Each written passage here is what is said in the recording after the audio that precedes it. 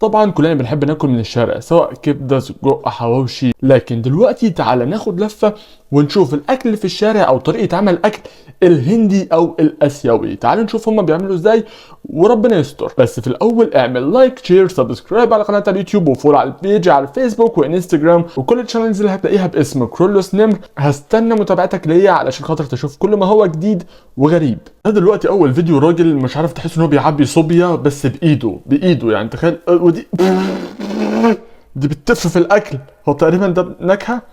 اوب ده فار، انا اسف ده فار رول، فرايد ماوس.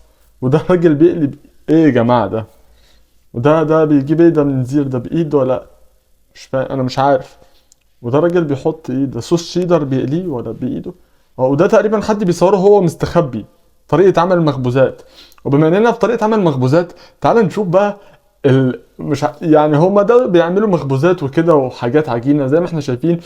الراجل بيحط الحاجات دي في العجان اللي هو معفن ومصدي ومتوسخ، والعجينه بتنزل من تحت عامله زي، عارف انت مش هقول بقى، انت اكيد عارف تمام.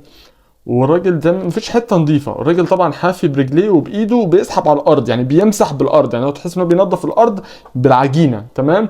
وبيحطهم كلهم في حته واحده. وده بقى التوابل بقى والميكس، بيميكس التوابل. هما الاثنين حافيين، هما الاثنين قاعدين نفس قعده القرفصه دي. وده في واحد تالت دخل تقريبا، هو السر في الحمالات ولا ايه؟ ده بقى بعد التشكيل. وطلعهم بقى عشان خاطر يتحمصوا بقى في الفرن، عشان خاطر تاكل احلى كوكيز او احلى معرفش ايه. يجيب لك مش عارف يعني. وده برضو استكمالا لفقرة المخبوزات والسر الصنعة. ده الراجل بيجيب حاجة كده لون وبيفركه بايده زي ما انت شايف كده، بيفركه في ايده في العجينة.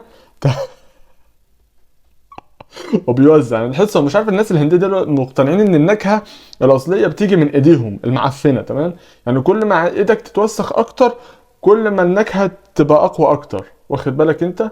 ولسه طبعا الراجل ما خلصش. ايوه تمام كده صح كده. جه صاحبه بقى عشان يغسل ايده. ما هو تقريبا سر الاكل في الاسيا انك تغسل ايدك في وسط الاكل، يعني هو ده السر.